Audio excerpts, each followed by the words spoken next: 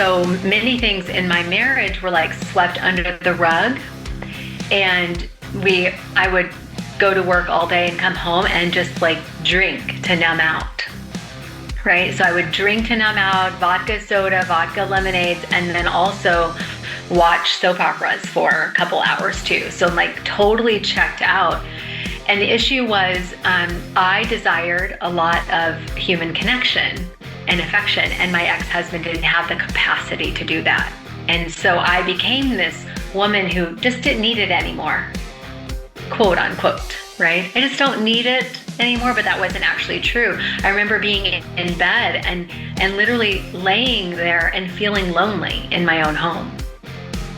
So I think that the missing piece for us in many cases when we're using things like consuming things is we're not expressing something. What if the reason you can't stop eating, drinking, scrolling, or working isn't a lack of discipline, but unhealed pain? Hello, everybody. My name is Davy. I am not an alcoholic. I refuse to be anonymous. I am someone who lives a self-led life, alcohol-free as fuck, and I spend every waking moment of that life helping other people do the same, like right now. Today, I have a very special guest. Her name is Nina Vasquez. She is a trauma-informed life coach who helps people move beyond survival patterns and come back home to themselves. Nina's work combines mindset, nervous system regulation, and embodied healing to release the shame that keeps us stuck in old coping strategies, whether that's food, alcohol, or endless distraction. We go deep into Nina's story from childhood trauma and a 13-year marriage shadowed by alcohol to rebuilding her life after divorce and estrangement from her daughter. We talk about what loneliness really is, why isolation feels safer than connection, and how self-abandonment hides beneath perfectionism and people-pleasing. Then we unpack her trauma-informed approach to conscious weight loss. Not about calories or willpower, but about unashaming your coping mechanisms, learning to feel your feelings, and reconnecting with your body through breath, voice, and movement. If you have ever been numbed out with food, drink, or work, or struggle to be alone with yourself, this conversation will speak directly to your nervous system. If you want to learn more about Nina, you can download her free nervous system healing guide at ninavasquezcoaching.com/gifts. Now, let's get stuck into it, shall we? Here is my conversation with the wonderful, the beautiful, the woman with the best energy in the world, Nina Vasquez. I love how I said to you that when you come on, I'll be recording immediately. And you was on before me. I was like so behind the curve. My apologies for keeping you waiting, my beautiful lady. That's not a gentleman from the UK that I know. Come on. How are you doing? I'm so good. It's so good to be here with you. How are you today? Good. Got my cup of tea and, how am I today? Today, I've had a little bit of a problem trying to kind of like manage not a problem, but I've had a few things come up where I've had to take care of myself. Yeah. Yeah. I'm in California at the moment. I'm in Los Angeles and I'm from the UK, and there's a school across the road from me. And when school breaks and all the kids leave, there's policemen there with guns. Oh. Like nothing's happening. There's just kids leaving school and there's policemen there with guns. And every now and then there's this like tannoy system that goes off. It goes ding dong ding, and then they start to talk. And I get this like a visceral reaction of, oh, something terrible's happening over the school because of my my exposure to school shootings and stuff like that I see on the news. And I have not grown up with it, so it's really unusual for me. So I've been walking around with a little bit of that energy. I have a surgery I need to do, so I'm kind of like in my head worrying about that. So I've had to pull myself back today from my window of tolerance, which I assume is something that you're all too familiar with, right? It is. Thank you for sharing that. Such a vulnerable truth, right? Many people, we just ask, how are you doing? And they say, I'm good. It's so conditioned. We're so wired to say, I'm good. I often ask my clients, is that your truth today? So yeah, thanks for letting me see you in this. And yeah, I can't imagine how that must feel, throughout your day, having to come back to your window of tolerance, in this new way. So awesome. Wow. It's funny actually. I think I saw like a post on Instagram. I think it was Gary Vaynerchuk this morning, and there was like shot glasses which looked like they had coffee in them or something, and they were all full. And he said something like, and then below it was like the same shot glasses with the same kind of espresso, but there was some empty, some full, some half full, and he was like, "This is success," or something. And when you said to me then, like, you know, like just empathizing with me, like today, for example, I was going towards my window tolerance, I had to pull myself back.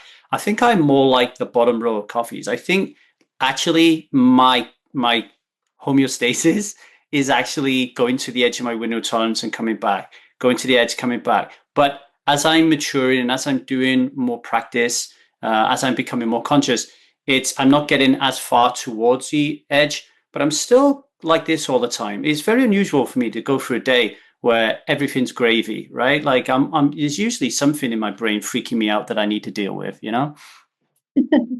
Well, I'm not sure if we would be living if we weren't actually experiencing that. Yeah. However, one of my safety strategies in my life has been to isolate. So if I isolate, I can keep myself safe from feeling everything you just mentioned. But that means I keep myself small and quote unquote safe, but I never get to feel the aliveness of that get to the edge, bring myself back to safety, get to the edge, come back again. So yeah, I prefer what you just said over I will just isolate and keep myself small and never feel a thing. What does isolation look like? So like I was thinking, and what would that look like? What do you do? Like, how do you think? What actions do you take? Yeah. So for me, in isolation, the way I know I'm isolating, I'm not just enjoying a book. I am doing some sort of coping mechanism. Like for me right now in my life, this past couple of years, it's been social media. How can, and so if I find myself scrolling on social media at home, I am not just, in solitude. Solitude and isolation, two different things. I am literally just isolating myself, creating a false sense of connection and avoiding something. Right. But if I'm in solitude, I might be with my journal. I might be reading a book outside. I might just be enjoying being connected to me. So there's a difference for me in that. What about you? I mean, I actually listened to a podcast the other day. It was um, Robert Lustig, the guy who wrote Fat Chance, the sugar book. Actually, the first ever time I quit sugar, it was because I read that book. I think he was being interviewed by Stephen Bartlett, and he asked Stephen Bartlett, "What's the difference between solitude and loneliness?" And he said that it were, and Stephen gave his example, and the doctor said, "No, it's serotonin." He said when you're in solitude, you have good levels of serotonin. When you're feeling lonely, you have lower levels of serotonin.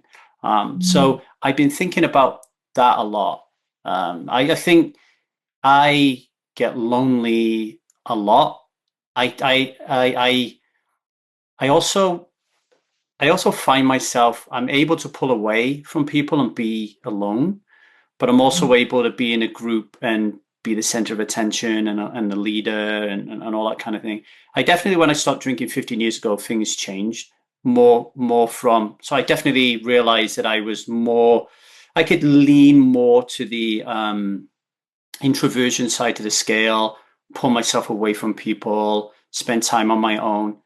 A lot of my practice lately has actually been okay with that, Mhm. Yeah. waking up and lying in bed and not getting out and not doing anything, just lying there. It's really difficult for me, but yeah, I think that's my This, response to that. you kind of brought a memory up for me.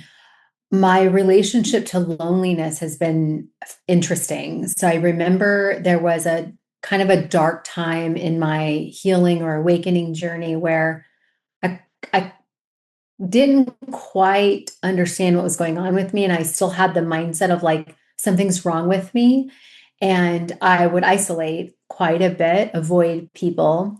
And I would find myself in a deep loneliness, like this deep darkness. And this was around like the 2020 time. We all know what happened during that time. And I would go out for a walk, and I kind of lived in like an area where there was a lot of city buildings. And I would go out for a walk. And on my walk, I would have these really dark thoughts, like unaliving thoughts. And I remember feeling so lonely. And I started to be curious about why sometimes I felt lonely and sometimes not, right? And then when I started, I got into mindset coaching, mindset work, and I learned like the feeling of loneliness, this possibility that it was innate. Like without loneliness, humans wouldn't desire connection, and we need it to survive. And so as soon as I learned that, I took the shame, because I used to have a level of shame on, oh my gosh, how pathetic am I? I'm lonely, you know? And so I took the level of shame off of it. And I thought, oh, wait, if I'm lonely, maybe that's the emotion that, like, or the feeling that has me going toward connecting with humans. And so once I removed the level of shame, which was really challenging because, I was already walking into my 40s, and why am I so lonely all the time and alone all the time? And I realized, oh, I need human connection. How did Yeah. you go get it? Hmm. Oh, and how challenging was it? It was very challenging. So I think I was pulled to it. So at the time I was living in Dallas, Texas, and my brother's family moved to Oklahoma City. And we were going through that 2020 isolation time.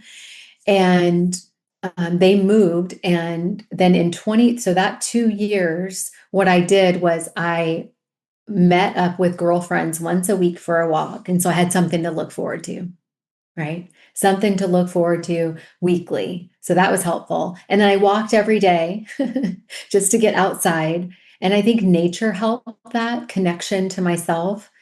At that time, though, I was still coping with food. So food was like my pleasure source, and I was connecting with food and social media at the time. And then uh, about 2 years into that time frame, they moved. And then I had this thought, I think that it's time for me to move to be closer to family. So I moved, and at that very same time, I left my corporate job and became a full-time coach working from home.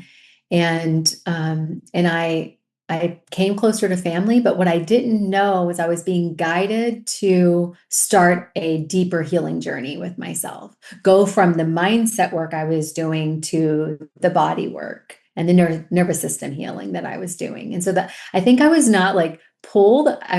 I'm not I didn't find it, I was pulled to it.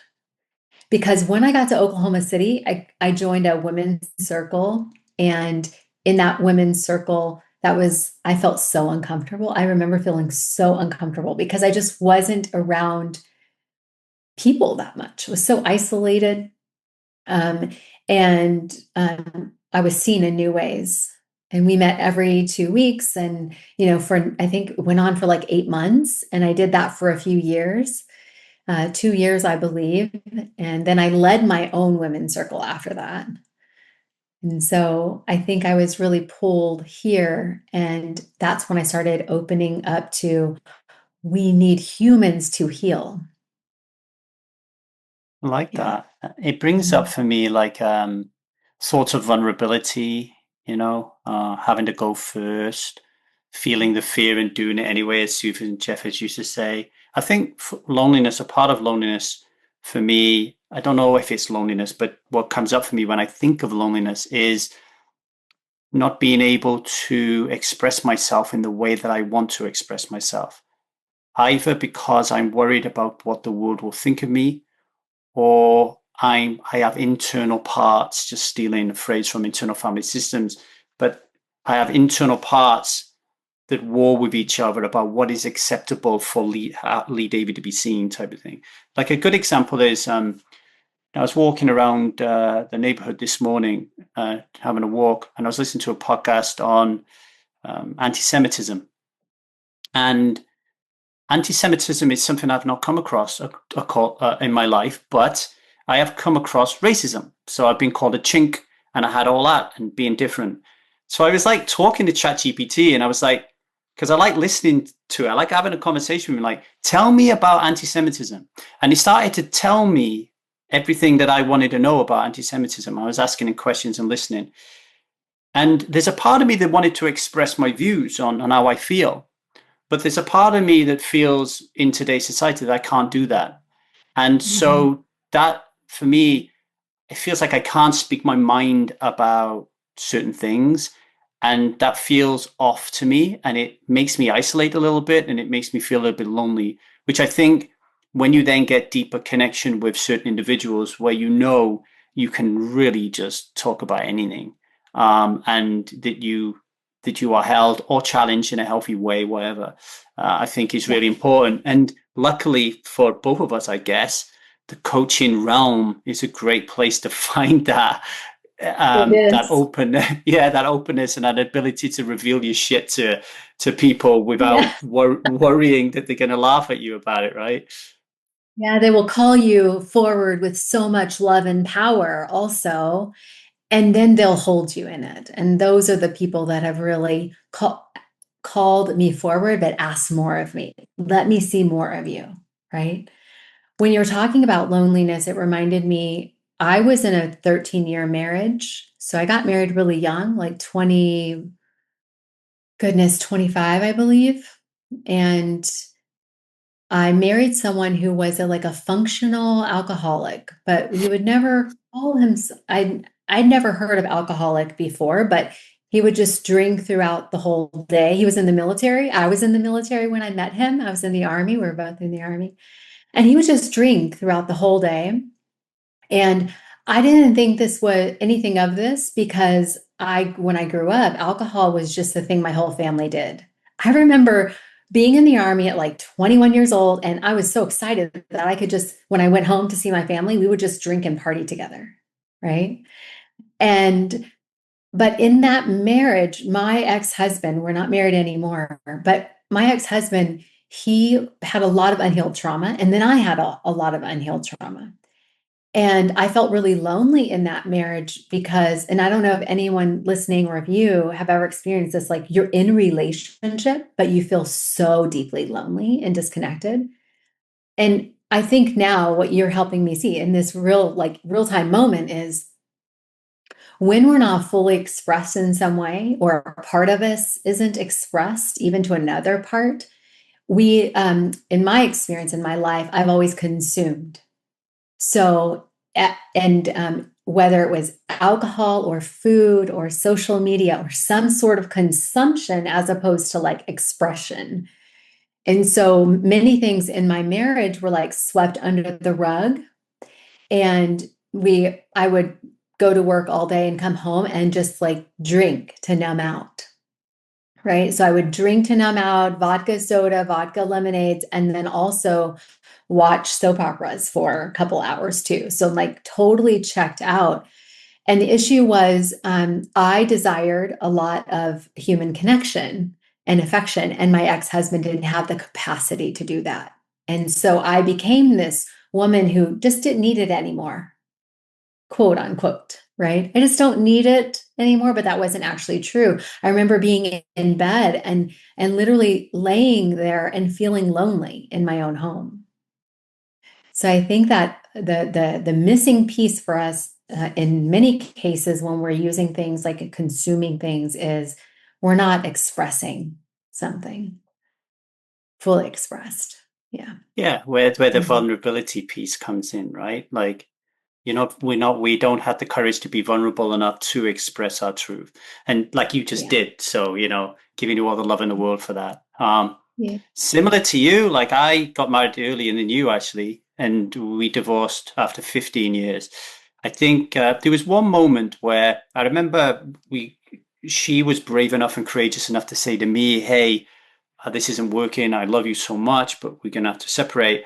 And then my inner child told everybody that she was to blame. And I had an echo chamber back then. So everybody who loved and supported me really helped solidify my role as a victim and to crucify her as the villain. Everybody just backed me up. So this story became really solid to me. And I was on a plane flying to Vienna, and I was reading one of Don Miguel Ruiz's books. I can't remember which one it was. And he said, if you want a dog, don't get a cat. And and I just realized in that moment that both of us, I mean, I can't speak for her, but I was there was a point in our relationship where I became very, very lonely, even though I loved her dearly. I was very, very lonely. And it's because she was a dog and I wanted a cat. And I really think, I'm guessing here, but I think the same thing. Like if I think about the reasons why she said we should split up, it was because she was saying, you want me to change. You want me to change. I don't like how that feels, and I'm not willing to change, you know? And so she, in that instance as well, was probably wanting a dog, and I was a cat. So I think what came up for me when you was talking then was wanting someone to be very different than who they are also has a link like to loneliness and to isolation and solitude. And if we've had role models who have been together like that in a relationship for 50, 60 years, it becomes the norm to just get your head down, suck it up, and that becomes your path of least resistance. I think that is so much more terrible that I actually, they say that divorce is the worst thing in the world other than losing a child. I think staying and remaining in a relationship all your life because you couldn't find a way out of it is worse than anything.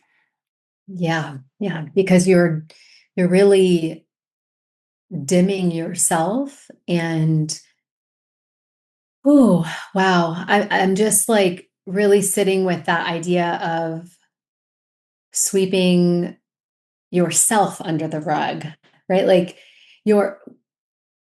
when I look back at the Nina who got married, I had very little self-worth. I come from so as someone who experienced complex trauma, childhood trauma, like it's my mission and my passion. And I get really deeply passionate about helping people heal from the imprints of that. But that version of me who chose to get married, I really just wanted somebody to love me. I really wanted somebody to see me back then because I didn't see me. I didn't love me. I had all these beliefs about myself. Like if you asked me on the outside, I would have said, oh, I love myself.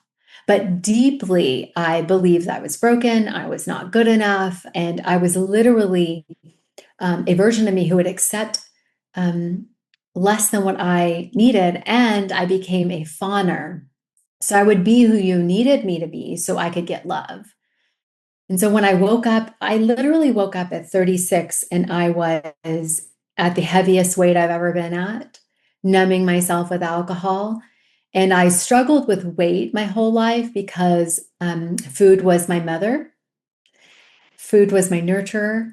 And I just would overeat and binge eat and emotionally eat because I never was taught how to feel my emotions or be with my emotions.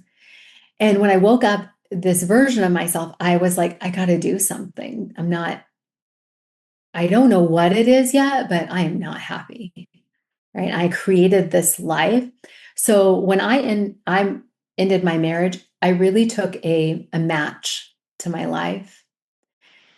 But it's because I wasn't strong enough to do it any other way. And I'm going to tell you what I mean by a match. But I told my husband I didn't want to be married anymore. And things kind of blew up.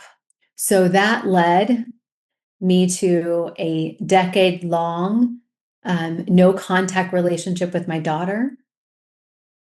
And it was deeply painful. So I had a lot of reasons why I like a lot of excuses to overeat and emotionally eat and overdrink and do all the coping mechanisms to get through that. But when I made the choice, I didn't know that that would be the consequence. I just said, "Oh my gosh, I don't even know who I am." I just like said yes to this relationship and kept saying yes to this relationship and self-abandoning over and over and over again, and just like stuffing my face with food to feel better, and alcohol also. And when I woke up to it, it was as though it was like my soul was like, there's no other way. You must stop this now. And so for that next decade, which is the last 10 years of my life, I've been trying to, actually not trying, I have been healing and then working to create a new foundation for the next decade of my life. So for me, it was the self-abandonment. And I learned it at a young age, very young age. Mm-hmm. Thanks for sharing that. It really accentuates the complexities of life, right? Yeah. You know, like I was talking to my son the other day, and he told me he's very vulnerable and brave enough to say that he felt undervalued by me, you know, throughout life. Because similar to you, when we had a divorce, my son was 10 at the time. You know, he's 24 now, and it was really difficult. It blew up like it does. It was really difficult, and there's a part of when he told me that I undervalued him, there was a part of me that went straight to, yes, that's true. I've always put work, my wife, my other daughter before him. Mm. And then and there's a part of me tried to make that a reality. But then I was thinking, life's not black and white, right? It's not polarized. There is no yes or no answer to the observation, you undervalued me, because it's too complex. Life is too complex. And I think all you can do in that moment is to recognize that somebody feels undervalued, and to Yes. try to not make it about you, and to try to be there for them in that moment, because you don't have a time machine to go back and fix things. You can't go back and you can't go forward in the future. But I just want to say that, you know, from one divorcee to another, who like literally, you know, it seems to last forever. It's not until the kids Yes. get old, even when the kids are like in their 20s, every now and then there's a missile that gets shot over to you by the other side. It really is difficult. It really is. On Yeah. weight loss. So you chose that to be your niche, I guess. I imagine that you like looking through everything that you do, that you're a very expansive coach that does a lot of body work. You know the mind stuff as well. But there's this kind of like speciality piece that came splintered away on weight loss. What are some of the things? Well, what drew you to it, first of all? Let me start there. What drew you to weight loss over all the other? You could have been like divorce, being away from my Yeah. kid. Like, there's so many different things. Why weight loss? Yeah, that's such a great question because I have played around with the, niche, I have so many aspects of things that I walk through, weight loss, estrangement with my daughter, divorce, numbing out with alcohol, blacking out. I have lots of stories about, so many, um, weight loss was the thing that I struggled with the most in my life. And I think it's something I'm passionate about. I see myself kind of teeter-tottering whether I want to really continue to serve in the weight loss area because the thing underneath extra weight on our body is usually trauma, usually. There's some sort of, if you've struggled with weight your whole life, if you have, 50 pounds plus to lose, there's probably something under there. Usually with my clients, it's not just what I eat. It's not just so all my 20s and 30s, I struggled with my weight. I struggled with my weight whenever I was in the army. I would gain, I've lost 30 pounds in 3 months. I've gained double that back the next year. I was just like a yo-yo, all my 20s and 30s. And so I think that's why I'm really passionate about it. And it created a lot of suffering because there was so much shame. So not just the shame of the way my body looks, but the shame of the day after I've overeaten, the day after I've like, went to McDonald's and like bought everybody in my house supersized fries, and on the way home I ate out of them and made it look like I wasn't eating. Like there's so much shame. So I really want to help people stop suffering when it comes to shame. And I think, knowing that your podcast is 1,000 Days Sober and speaking to people who are on a journey of healing of any kind, I think the very first step is unshaming where you're at. And I'll give you the way I do it intellectually. And then obviously there's a body unshaming, right? There's an emotional capacity and emotional practice to unshaming as well. But intellectually, this is what I did. The very first thing I did, I had to make sense of like why food was a thing for me. Why did I turn to food? So here's how I made sense of it for me. And if you're listening, I want you to like think about, why does it make sense for you that you went to alcohol, or you went to food, or you went to porn, or you went to social media, or whatever the thing is that you are using instead of feeling your feelings. So when I was a little girl, my mom was an addict, heroin addict, an addict on the street. Like I live under the bridge addict. And she was in and out of my life. And I remember being in kindergarten, and when I was in school back then, they gave us peanuts to eat. Like nowadays you wouldn't get peanuts because of allergies and all these things, but they gave us peanuts. And I remember that peanuts were so delicious. I felt like it was a treat, like some sort of nurturing treat. Fast forward 20 years, my biggest obstacle with food was peanut butter. Right? I would eat peanut butter out of the jar, even when I went from like Jiffy to like the healthy, only peanuts and salt. I would still eat it out of the jar when I was stressed. So I had a lot of shame about that. I had to like release that shame. The way I did it was I thought to myself, I am so grateful to myself for going to food and not heroin. I'm so grateful that I chose to drink, a vodka rather than like go and, shoot up. And so I also say this to everyone. If you were not 5 years old and nobody ever taught you about your emotions, they never said to you, hey, Lee, you're a human. And you're going to be in this human experience for 100 years. And I'm going to teach you about your nervous system. I'm going to teach you about your emotions. And when you have stress, you're going to feel all this energy in your body. I'm going to teach you what to do with it. And I'm going to teach you some tools so that way, when you are riding the waves of those emotions, the waves of even the urges to, use a coping mechanism, you're going to have all these tools so that way you can pull one out and use it.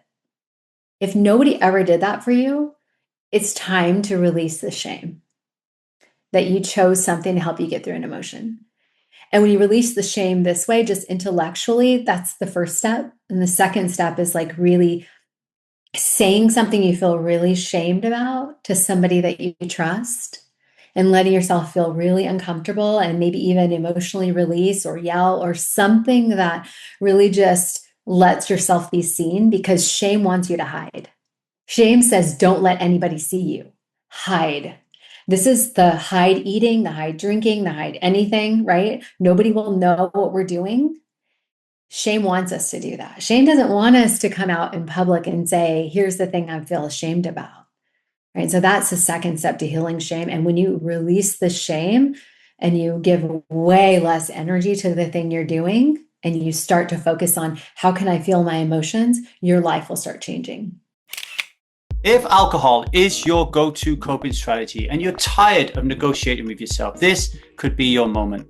I help people move from parts-led patterns to self-led life alcohol-free as fuck, working with people one-on-one, nervous system first, shame out of the shadows with practical tools you can use tonight and the Strive method to build freedom that lasts. I'm now opening up a few spots for private coaching right now at this moment. So if you want clarity, accountability, and a plan that fits your life, not just a cookie cutter template, then email me at thestridemethod@gmail.com with the subject line one-to-one coaching, and I'll get back to you, okay? You tell me where alcohol has got you stuck, and I will tell you what freedom will look like in just 90 days' time. If you're ready to stop coping and start choosing, let's do this together. Again, that email is thestridemethod@gmail.com. Right, back to Nina Vasquez. What does it look like to release the shame in your experience? Or Yeah. what does it look like? What does it feel like, I guess, as well? And does it change your thoughts? Like what goes on for you, or what do you see in your clients? So here's what I see normally. Normally, when somebody's feeling shame, like if I was feeling shame right now, I would kind of look away. I would not, it would really have a hard time catching eye contact with you. For me and for my clients, usually we don't want to say the thing we're doing. We feel like, oh, I can't tell you that I overate last night, or I can't tell you that I double ordered at the place I went to and I ate all the food myself, especially on the healing journey. So most people think, I will release shame today with you, right? And then it'll never show up again.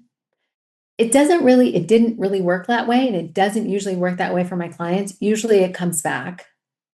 And then you get this invitation again to share, even with yourself. It could be like, yeah, I chose to eat last night because I was feeling overwhelmed. I was feeling stressed. I was feeling uncertainty or fear. I was afraid, I was afraid to speak on a podcast or something. So I ate. And if you can just admit it to yourself, you release the shame. It's like the shame will not hold you anymore. And then you say, okay, I can see why I did that. What's my next step now? What can I commit to today? Right? Because shame keeps us. So this is what it was like for alcohol with me too. It was like, it feels like this, like, I can't explain. It's like, it's just this such heavy emotion here for me. It's like, oh my gosh, I cannot believe that, I had this situation where I went to watch a Pink concert with a friend. I drank so much. Me and her used to drink all the time. I blacked out at the concert. She had to take care of me, get me into an Uber, get us home to my place. She was visiting me from another state. And the next day I was just like full of shame. So that day I have to be with that feeling, but see, shame wants me to not be with that feeling. Let's cover that feeling up. Let's go eat then. I'll just eat because it keeps us in what I call a shame spiral. I feel shame. I don't want to feel shame. I go numb. And then I numb and I feel guilty about it. And I feel shame again and I numb again. Right. And so what it feels like is having the courage to say that this feeling in my body is not going to control me. Of course, this is what I say. Of course, I chose to numb. What's my next step? I see on your Instagram feed that movement is important. I was wondering, do you use and teach movement and also vocalization in releasing shame? Yes. So vocalizing it by speaking your truth to someone, expressing in any way is huge. If I'll give you an example of something I did today. So today I was kind of feeling what you were feeling, not exactly what you were feeling, but kind of there was a part of me that was needing to come back to my window of tolerance.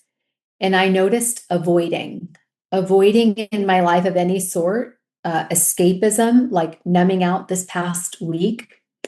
And all morning I avoided being with myself. Like, oh, I'll just scroll on social media. I'll go over here. And I realized, oh, I need to sit down.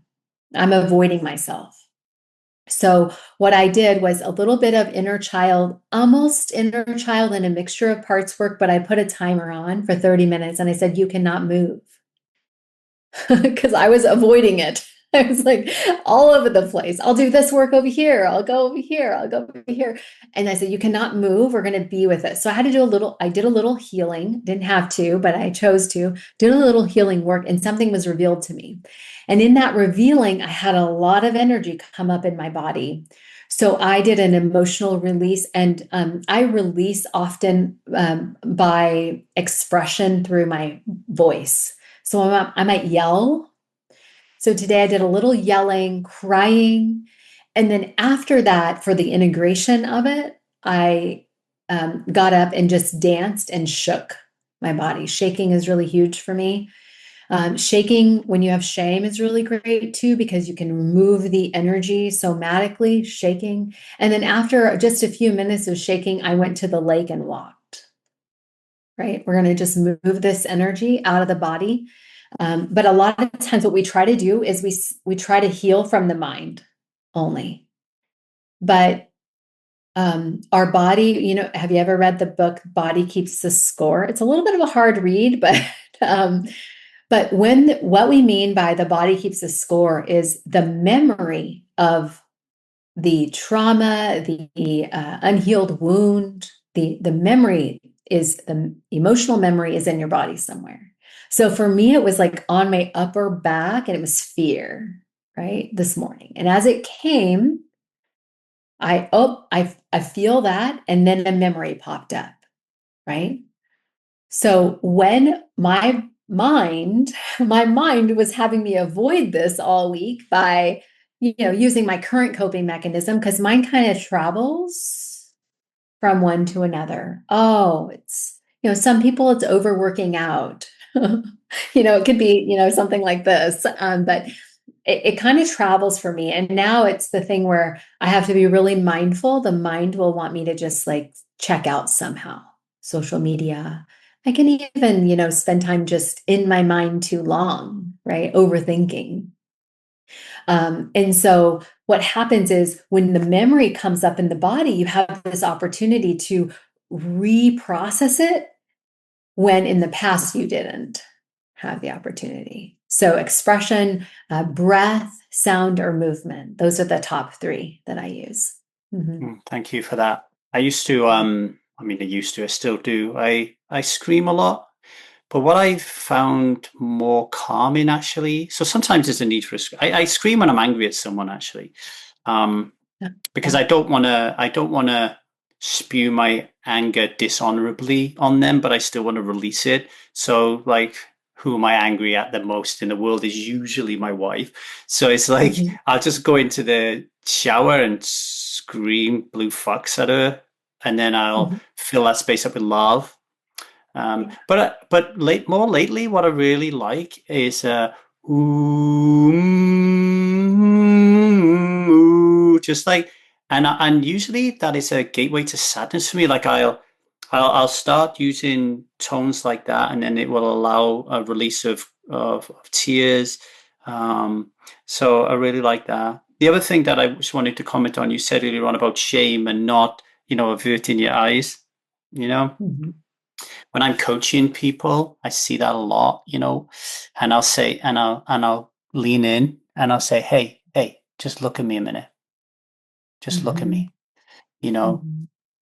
because I think the face is, if you do it right, it's just such a safe space, right? Yeah. So in that moment, like if they're going to release shame or allow you to be witness to the shame, they need to feel safe. Yes. Yeah. So I just wondered, actually, I never thought about this before, but with our own shame, whether we should actually look in the mirror, like look in the mirror at ourselves to try to, because usually the battle is within yourself. It's not with anyone else. So maybe to look in the mirror and be like, this is a safe face. This is a safe space to allow you to then release the shame. Just an idea. I love that idea. I love it actually, because mirror work is really great. And at the beginning of my healing journey, it was tough for me to just look in the mirror because I would start like just bawling, and so I think that could be a useful practice if we notice shame come up. Oh, I noticed shame come up around this. And when you start to become really aware, This is a double-edged sword of being a coach. It's like, yeah, I can see I'm ashamed. I feel shame because of this paradigm I have that I, I shouldn't be this way. But it's still intellectualizing it as opposed to what you just said, which is like, oh, let me in real time process my shame. And I can do it in the mirror. That's I'm going to try that tool and see how it works, because if you're being seen, like if you were my coach and you asked me to bring my eyes to you, something's going to happen in my body, especially if I'm not used to being seen, right? Something's going to happen in my body, and I'm going to get a chance to breathe through that discomfort, right? When I was growing up as a little girl, my dad, he's Hispanic, and it was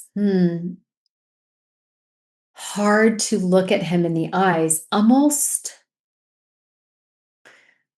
like if I did, it was almost disrespectful this way. And so I had a real pattern of not being able to look a man in their eyes for a really long time.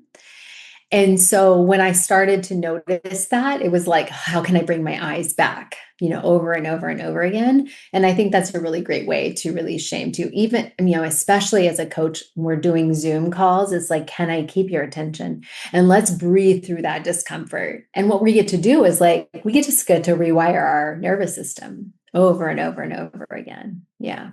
When you said about not being able to look at men, I was thinking culturally, in cultures where, like I'm in the Korean culture here, so I'm in LA with my mom, my mother-in-law, father-in-law, they're Korean. So my wife's Korean. So all that side of the family is Korean. And of course there's different culture. Like, so when you're meeting them, it's like bowing and stuff. And it doesn't go as far as you can't meet the contact of somebody's eyes. But in some cultures, I imagine that is the case. And with the face being such an important part of our physiological response to threat or safety, there must be whole cultures out there that really struggle because they're missing that. I think, like, I think Stephen Porges is talking about polyvagal theory. If you're blind and you cannot see someone's face. It takes away a really important facet of safety versus threat. Now, they may make up for it with the fact that their intonation and prosody and listening skills make up for that. But I imagine it's super difficult. One thing you said there that I thought, wow, that's amazing, was you're avoiding yourself. Ah, yes. In today's society, like, how easy is it for us to avoid ourselves? And I guess, well, I'll ask you, what do you mean when you say you're avoiding yourself? Yeah. I'm a little lost for words for a second, which is okay. What's really trying to come through me is how hard it was to be in the present moment with myself. Being in the present moment was like the most challenging thing for me, especially at the beginning of my healing path, let's say a decade ago. I remember coming across The Power of Now by Eckhart Tolle. I didn't just come across it. A friend of mine shared it with me. And at the time I was suffering all the time. Like I was creating my own suffering often.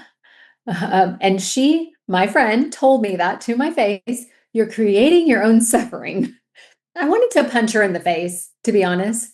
But she opened me up to Eckhart Tolle's work. And at that time, my nervous system was my body was so unsafe to be in, that one day she told me, here's what I want you to do. I just want you to go to a park, sit on the park bench, but leave your phone in the car and just kind of look at the leaves. And I can see leaves outside my window. Look at the leaves on the trees. Just be present. That was the hardest thing I had done. I told her it was so hard. How you were saying like earlier, the neuroception of hearing the sounds and what you've seen on the news, your body is scanning. So my body was scanning for danger. I had a lot of fear in my body. And I come from a very early childhood abuse and neglect. And so my body had all that stored. At the time, I didn't know this. I just knew like I can't be in the present moment. So what I mean by avoiding myself is being just with me in my body with nothing else there. And that's been a process. It's still something I'm growing in. But what I've found is the more connected you are to your nervous system, the more connected you are to your emotions, the more connected you are to yourself, the more safe you feel in your body, then it just gets easier. Doesn't mean I don't avoid it still, or don't have a pattern of avoiding myself. Nobody, I wouldn't say, even as people who I would call myself somebody who's really open to doing deep inner work often, and I'm always on this, I would say, journey to, I used to say I'm on a healing journey, but now I realize it's just life. This is just life. This is what it looks like.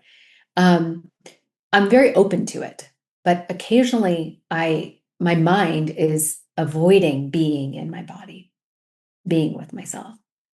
I hear you. Yeah. Yeah, I hear you. I that's one of my biggest struggles. Even now, Mhm. there's a conversation going on in my head, resisting, Yeah. resisting talking about being on my own. Like, I only work for like 90-minute slots on my computer, and then I go for like 40-minute walk around the block here. And I'm going back to the UK next week, so I'm getting the most of the California sunshine. And Yes. Mhm. I don't like just walking on my own. Like I have to listen. These headphones are on my head vast majority of the day. I'm listening to a podcast. I'm listening to some coaching recording. I'm having communications, like I said, with AI. I talking to people. Like I did 1 week. It was so Bernadette Jiwa. She's an author, and I came across her work because she was good friends with Seth Godin, and she was very good in the marketing space. I don't know if you know her, but I was really fortunate enough to interview her actually. Um, No. and she wrote about, why don't you just try this week, like doing nothing, like you can't do nothing all the time, but in the moments when you go running, for example, just go running without listening to your podcast or whatever. And I did it, and I found it really difficult. And so one thing that I've definitely learned in my later life is whenever something is difficult, or I resist it, or it triggers me, or I hate it, then it's something to look at, right? So I haven't got Yes. the answers, but I'm saying that currently being alone with myself is one of my hardest things to do as well.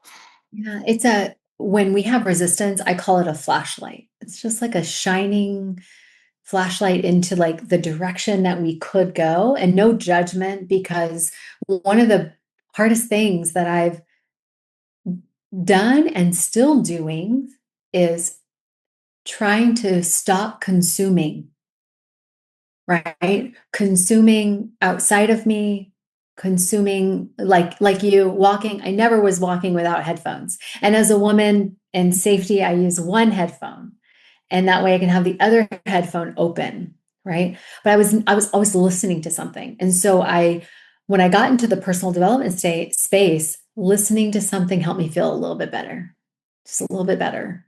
And so I just started consuming everything, podcasts, books, and but that also kept me disconnected from myself. And one thing that's helping me lately, I'll share with you, is writing. Writing.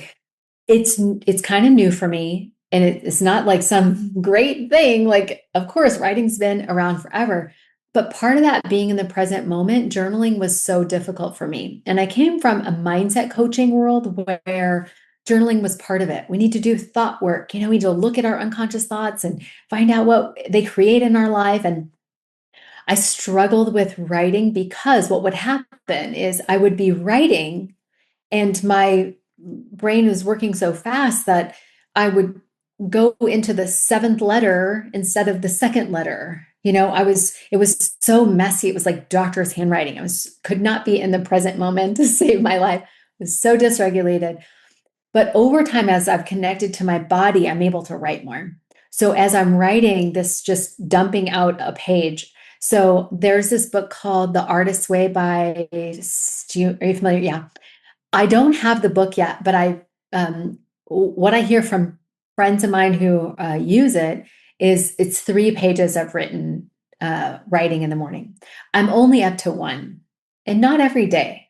Not every day. I used to be, I was in the military, so when I left the military, I was very much in my masculine energy, and I had this 5 a.m. routine. I do not now. It's a little bit of a flow, and if I'm not doing it every day, it's okay. I kind of just honor that for now.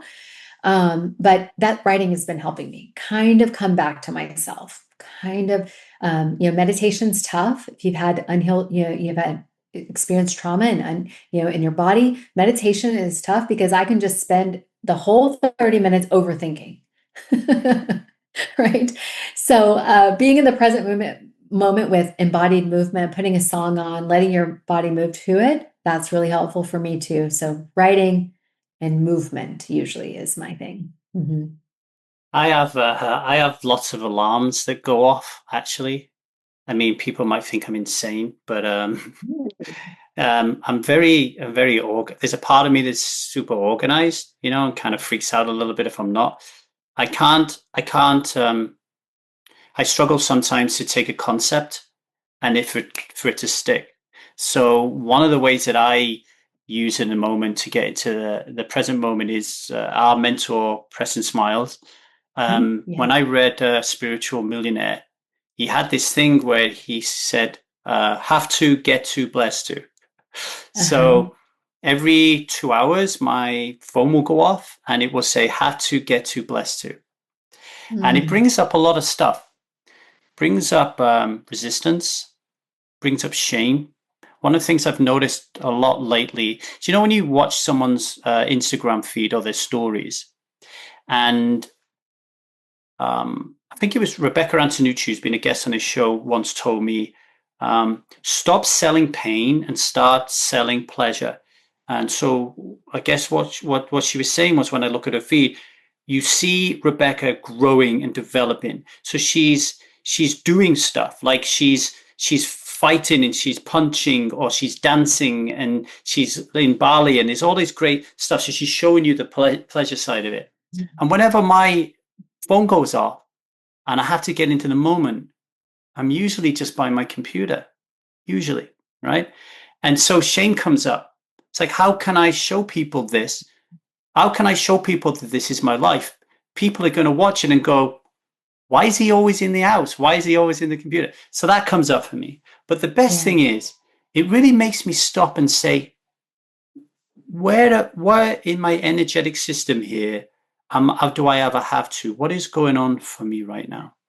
And then I switch the have to I get to, and then I'm Yes. blessed to, and I record it. I put it out on my Instagram stories, and anyone who watches that, the 5 people out there that watch it, if you're thinking that this is bullshit and what does it do, it resets me. So every 2 hours I'm getting a reset, whereas I'm below the line. I'm in parts energy. I'm in my ego. I'm being a bit of a victim, and then 2 hours, boom, I get above the line. I'm in self energy all of a sudden. I feel gratitude, appreciation. I've had a moment. I've had a breath, and it helps me for a bit. Now, I'll be up here, and then over time, in the next 2 hours, I might go like this, and then the alarm goes off again, and I put myself back up. So I've got myself through my own structure to kind of go through the day like this. You know what I mean? That's really powerful. Oh, What came to my mind is the word should. Little bit of mindset perspective. Anytime we're shoulding on ourselves or someone else, we're creating internal suffering. Right. And I just love that I'm actually in process of reading Spiritual Millionaire right now, listening to it Audible because I have it on hard copy. But when it came out on Audible, I'm like, oh, that's my jam. I really like listening to Audible books. But going from that victim consciousness to wait, there is some belief here that I should be somewhere else, right? And how many people would just love to be in your office right now in the world, you know? And I think it really shines a flashlight on what we think. I love Rebecca too, and she does that really well, right? But it places us, it's easy. This is easy for us. So as humans, we're on social media, and it's so easy for us to say, I should have that. I should be doing that. I should be over there. And that is taking us totally out of the present moment. Look what I get to be doing, right? Oh, that's powerful. Thank you for sharing that. And I think that'd be helpful for a lot of people to remember too, because we have to be watchers of our mind. Like you said, you'll be up here in self-consciousness, and then, well, all of a sudden we're coming down, right? Oh, the alarm is nice too, because then you get a second to see, like, what is it that I have been, if I'm feeling shame, what is it that I've been thinking? I was trying to get my son to do it, right? So I was in Korea, in Jeju Island, working at a poker tournament, and my wife was working there, my son was working there, my daughter was there hanging out because she had to, because we was all in Korea, and my son was going through he was getting deep into victim consciousness, right? And I was Mhm. trying to help him with this framework of Preston's. And he's like, yeah, I get it, Dad, but you don't understand. And we're in the middle of this conversation, right? And then someone who I coach walks up to us. So I introduce him to my boy. And in the moment I introduce him, this guy that I'm coaching, I said, how are you doing? And he went, do you know what? I was in such victim consciousness when I woke up this morning. I didn't want to come in. I didn't want to work. And I just said to myself, oh my God, I have to work. And then I was like, I get to have this seat that millions of people in the world want. And he portrayed that to my boy. And I turned around to my boy and I was like, see, your dad's not stupid, right? Yeah. It does work. Yes. Um, I'm not saying my son is now walking around saying have to, get to, bless you. I don't think he is. That's a battle of the dad and the son and how you get it incorporated. But funny little story about how when you're ready to receive these gifts that me and you are giving out to people today, and they're gifts, right?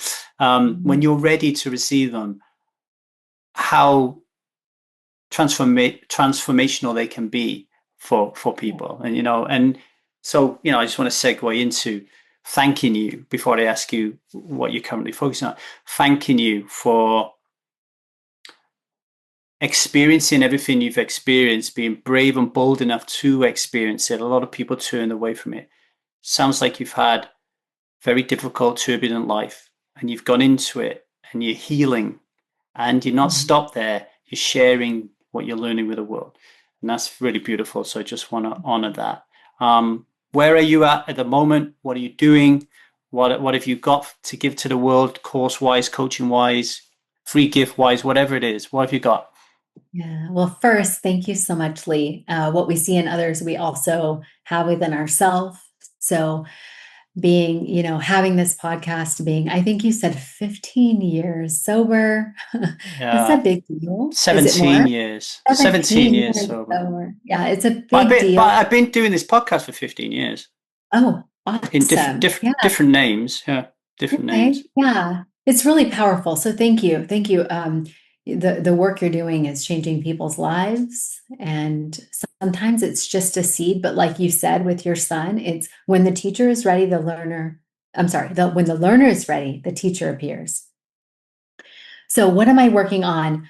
Right now, I'm currently working on I have an intensive coming up. It is a conscious weight loss intensive, meaning we're going to be doing trauma healing and weight loss at the same time. This is new for me because right now I usually coach one-on-one, one-on-one containers, and I want to bring it into a group community container. So we'll be doing that in November. And I am very focused on serving on YouTube this year. YouTube is new for me. And so that's where I'm at. You can find me. Nina Vasquez coaching.com is my website, and Nina Vasquez on YouTube. And I'm really just focused on sharing what I've learned. I do believe that I'm here in this lifetime to share from my own experiences. And some of the things that I'm sharing, are not specific to weight loss and not specific to trauma, but things I've personally dealt with and walked through in my life. And a lot of it's taking a lot of vulnerability and a lot of stepping forward in the discomfort of being seen in those things, because the imprints of trauma can be so quote unquote shameful, or things that people experience shame about. So my real mission is to come forward and help people unshame those things so they can start healing. Well, I will make sure people know how to find you. Thank you again for coming on the show. Really appreciate you. Have a wonderful day going in and out of your Yep. window of tolerance. Okay. And I'll Thank catch you you so soon. much. Yeah. You too. All right. Thank you. Bye-bye.